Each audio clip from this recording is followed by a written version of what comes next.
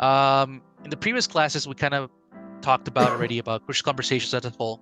Then we went directly to start with the heart, right? Our hearts need to be in the right place and our heads need to be focused on the right topic. But what happens next, right? How do you start the conversation? How do you navigate through it? How do you overcome challenges?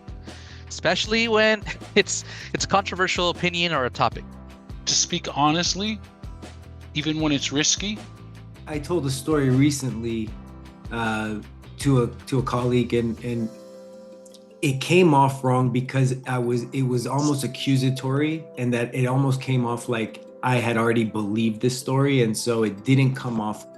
And that's why that talk tentatively, and I know I'm getting a little too far, but I believe that's where I slipped on telling my story. It was more like I was making the story my facts versus, questioning. Stick to what you saw and heard.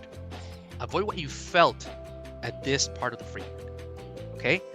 This is how you start. You start with the facts, right? This is a neutral ground. As the example said, we agreed the report would be in on by Friday, and I didn't see it on our shared folder over the weekend. Automatically kind of leads to that. It's very hard to tell the story when you're telling your conclusion about what you're drawing from the facts without it sounding defensive, because you're already basically stating, this is what I'm assuming. It all implies the same thing, but it's done in a soft manner. And that's the key. That's the thing that I fail at miserably, right? Is it's done in the softest manner possible. So instead of telling somebody, hey, it sounds like you're lazy, right? Like you don't care about this, right? It sounds like you don't respect this at all. Of course, that can trigger negative feelings, that can trigger defensiveness, right? But we can also say it in a different way, different fashion. For example, well, it sounds like you might be going through a struggle. You might have a difficult time talking to irate clients. We can always try not to assume the worst, right? And the way we use our words and how we say it too can impact this. I was able to climb out of it because I had to take a step back and restate the way I was saying it so that the other party could understand that, hey, you know what, you're right. I'm accusing you versus what I meant to say was it's making me feel like this is how you feel. It's making me feel, it's giving me these clues that this is what you're really trying to say here. And so I was able to kind of soften the blow. And potentially it takes multiple attempts and iterations in order to get through this side, like you're saying, Yana. And that's a good point too, Arash, I think. Notice your own signs of escalation. Like I personally rarely notice my own signs of escalation until it's too late already. So one thing that I do with certain people in my life, and I think it's helpful, and I think if we can incorporate that more, it would help others as well.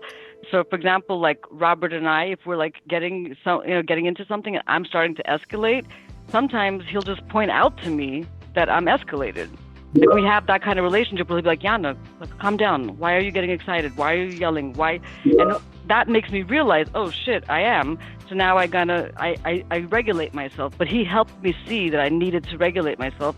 I think it's important when you're having a crucial conversation to be able to do that as well, to help the other person, because you assume they know they're getting out of control, but a lot of times emotions take over and we don't even realize we're doing it. So I think it helps to try to regulate each other as well, not just regulate yourself, if possible. Man, when there's a lot of trust in the room, you can do that, but sometimes it's not like that. You know what I'm saying? Why are you yelling? I'm yelling. I'm not yelling. How I talk.